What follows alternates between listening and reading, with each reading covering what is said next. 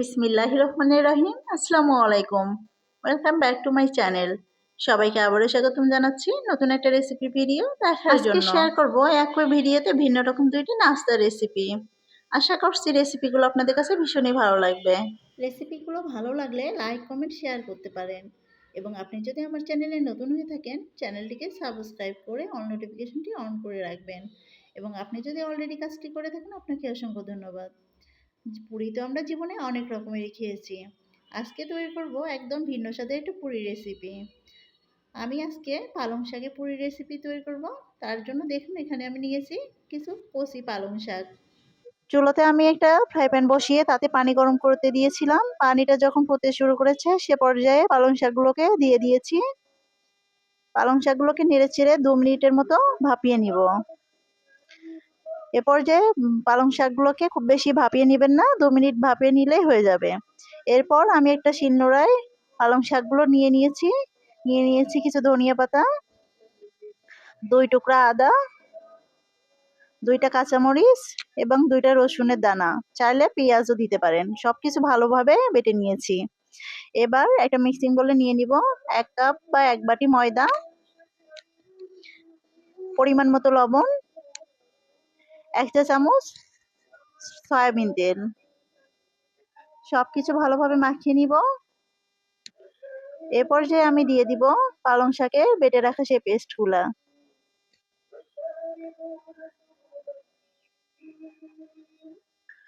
এবার পালং শাকের পেস্ট এবং ময়দা ভালোভাবে মেখে নিব। সফট একটা ডো আমি রেডি করে নিব। আমার ডোটি রেডি হয়ে গেছে। এখন উপর থেকে সামান্য পরিমাণ তেল দিয়ে আমি এটাকে 10 মিনিট রেস্টে রেখে দিব। চেষ্টা করবেন এটাকে 10 মিনিট রেস্টে রাখার জন্য। 10 মিনিট পর ফিরে আসলাম। আমি ডোটাকে আবারও ভালোভাবে একটু মথে নিচ্ছি। এরপর ছোট ছোট বল বা লিচি কেটে নিলাম। তারপর আমি এটাকে একটা গোল রুটি শেপ দিব। হাত দিয়ে প্রেস করে তারপর আমি বেলুনের সাহায্যে একটা লিচি বেলে নিচ্ছি। এই তো আমার একটা লিচি বেলে নেওয়া হয়ে গেছে। আমি এক এক করে লিচিগুলো ভেজে নিব। চুলাতে আমি একটা কড়াই বসিয়ে তেল দিয়ে দিয়েছিলাম। তেলটা যখন খুব গরম হয়ে গেছে তখন আমি বেলে রাখা লুচিটা দিয়ে দিব। আমি এক এক করে সবগুলো লুচি বেলে নিয়েছি এবং একটা একটা করে সবগুলো লুচি আমি ভেজে নিব। যখন লুচিটা তেলের উপর ভেসে উঠবে তখন একটা স্প্যাচুলা দিয়ে আস্তে আস্তে করে একটু প্রেস করলে দেখা যাবে লুচিগুলো ফুলে যাবে। আমি একটু মুচমুচে করে ভেজে নিবার জন্য একটু সময় ধরে ভেজে নিচ্ছি। এই লুচিগুলো ভাজতে খুব বেশি সময়ের দরকার হয় না, অল্প সময়ের মধ্যে রেডি হয়ে যায়। এই তো আমার একটা লুচি রেডি হয়ে গেল। দেখুন পালং শাকের পুরিটা দেখতে কতটা লোভনীয় হয়েছে। সেম ভাবে আমি আবারও একটা পুরি ভেজে নিব। তেলটা কিন্তু খুব ভালো করেই গরম করে নিতে হবে, তারপর কিন্তু পুরিগুলো ছেড়ে দিতে হবে। পুরিগুলো দেওয়ার পরই লক্ষ্য করবেন যে এগুলো একদম তেলের উপর ভেসে উঠতেছে। আমি তেলের ছাঁকনির সাহায্যে একটু চেপে চেপে দিব। তারপরে এক পাশ হয়ে গেলে আরেক পাশ উল্টিয়ে দিব। এভাবে ভেজে নিব সমস্ত পুরিগুলো। আমাদের ছোট্ট সোনামণিরা কিন্তু একদমই শাকসবজি খেতে চায় না। তাদেরকে আমরা যদি এভাবে পালং শাকের পুরি করে দিই তারা কিন্তু অনেক মজা করে খেয়ে নেবে। বাহিরটা সুপার ক্রিস্পি এবং ভিতরটা একদমই সফট। এমন একটি পরোটা রেসিপি আমি আপনাদের সঙ্গে আজকে শেয়ার করব। আশা করছি আজকের রেসিপিটিও আপনাদের কাছে ভীষণই ভালো লাগবে। তো রেসিপিটি যদি ভালো লাগে অবশ্যই একটা লাইক দিয়ে রাখবেন। তো চলুন রেসিপিটি দেখে নেওয়া যাক। পরোটা বানানোর জন্য প্রথমে একটা মিক্সিং বোলের মধ্যে নিয়ে নিব 1 কাপের একটু বেশি পরিমাণ আটা, 1/2 চা চামচেরও একটু কম লবণ এবং 1 চা চামচ চিনি। চিনিটা অবশ্যই দেওয়ার চেষ্টা করবেন, চিনিটা দিলে কিন্তু অনেক বেশি ক্রিস্পি হয়। এবং 1 চা চামচ তেল দেওয়ার পরে সমস্ত কিছু ভালো করে ময়ান করে নিব। যখন হাতের মধ্যে মুষ্টি করা যাবে সে পর্যায়ে বুঝে নিতে হবে যে এটা আটাটা মাখানোর জন্য একদম পারফেক্টভাবে রেডি হয়ে গিয়েছে। তারপর কুসুম গরম পানি দিয়ে আমি অল্প অল্প করে পানি দিয়ে একটা ডো তৈরি করে নিব। একদম সফট একটা ডো তৈরি করব।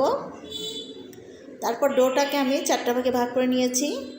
এখানে কুসুম গরম পানি ইউজ করার কারণে কিন্তু আমাদের আটার ডোটাকে আর রেস্টে রাখার দরকার হবে না। তারপর একটা ডো নিয়ে আমি এর মধ্যে ঘুরিয়ে ঘুরিয়ে গোল একটা বল তৈরি করে নিয়ে হাত দিয়ে প্রেস করে বেলুনের সাহায্যে একটা রুটি বেলে নিচ্ছি। এই রুটিটা পাতলা করতে হবে। আমি রুটি বেলে নিয়েছি। এখন উপর থেকে আমি একটু ঘি লাগিয়ে দিব। অবশ্যই ঘি বা তেল বা বাটার যাই হোক না কেন একটা কিছু লাগিয়ে নিতে হবে। ঘি যদি না থাকে অবশ্যই তেল লাগিয়ে নেবেন। আমার ঘি লাগিয়ে নেওয়া হয়ে গিয়েছে। ঘি লাগালে একটা শাহি ফ্লেভার আসে। তারপর আমি একটা নাইফের সাহায্যে একটা অংশ কেটে নিলাম। আর কাটা অংশটা থেকে আমি একদিক থেকে মানে রুটিটাকে ফোল্ড করে করে নিচ্ছি। স্কিনের দিকে লক্ষ্য রাখুন কিভাবে আমি কাজটি করে নিচ্ছি। এখন বাড়তি যে অংশটা থাকবে এটা একদম টেনে উপরে নিয়ে আমি মুখটাকে একটু মানে বন্ধ করে দিচ্ছি আর কি, একটু চেপে নিচ্ছি। ভালো করে চেপে নেওয়ার পর অপর পাশটা একটু আমি কেটে নিব, সামনের অংশ কেটে তারপর একটু ঘি লাগিয়ে নিলাম। ওটাকে রেস্টে রেখে দিব, মানে ওটাকে রেখে দেওয়ার পর বাকি নাস্তাগুলো আমি রেডি করব। ঠিক আগে যে রুটিটা আমি বেলে রেখেছিলাম সেটাই আমি প্রথমে বেলে নিব পরোটার জন্য। তারপর একটা মিডিয়াম পুরুত্বের রুটি আমি বেলে নিলাম। চাইলে পরোটাটা আপনি একটু মোটাও রাখতে পারেন বা এরকম কনসিস্টেন্সিতেও রাখতে পারেন। তারপর আমি চুলাতে আগে থেকে একটা কড়াই বসিয়ে দিয়েছিলাম এবং পর্যাপ্ত পরিমাণ তেল দিয়েছিলাম। তেলটা যখন খুব ভালো করে গরম হয়ে গিয়েছে সে পর্যায়ে আমি একটা পরোটা ছেড়ে দিলাম। আর পরোটাটা ছেড়ে দেওয়ার পরে চুলার আঁচটাকে মিডিয়াম করে দিতে হবে। মিডিয়াম করে দেওয়ার পর আমি উল্টিয়ে পাল্টিয়ে পরোটাটাকে ভেজে নিব।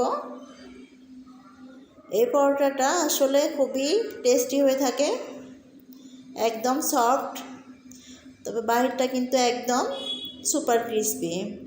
আমার একটা পরোটা উঠিয়ে মানে ভাজা হয়ে গেছে, আমি এখন তেল ঝরিয়ে উঠিয়ে নিচ্ছি। সেমভাবে আমি আবারও একটা পরোটা দিয়ে দিলাম। চাইলে উপর থেকে যদি একটু তেল ছিটিয়ে দিতে পারেন তাহলে কিন্তু আরও ভালো ফুলবে। উল্টিয়ে পাল্টিয়ে সুন্দর একটা কালার আসা পর্যন্ত আমি পরোটাটাকে ভেজে নিব। যখন গোল্ডেন ব্রাউন কালার হয়ে আসবে সে পর্যায়ে আমি পরোটাটা উঠিয়ে নিলাম। সেম প্রসেসে আমি সবগুলো পরোটা ভেজে নিয়েছি। দেখতেই পাচ্ছেন আমার পরোটাগুলো কত সুন্দর হয়েছে মাশাআল্লাহ। এই পরোটাগুলো খেতে কিন্তু খুবই টেস্টি হয়ে থাকে। আমি একটা পরোটা আপনাদেরকে দেখিয়ে দিচ্ছি, দেখুন কতটা সুন্দর হয়েছে। নিশ্চয়ই দেখেই বুঝতে পারছেন আমার পরোটাটা কেমন হয়েছে। হাত দেওয়ার সঙ্গেই কিন্তু একদম ভেঙে গুড়মুড়ো লেগে যাচ্ছে, আর ভিতরটা দেখুন একদম সফট। এখানে আসলে বলার আর কিছু নাই, দেখে বুঝে নিতে হবে। আজকের মতো রেসিপিটি এখানে শেষ করছি। আল্লাহ হাফেজ।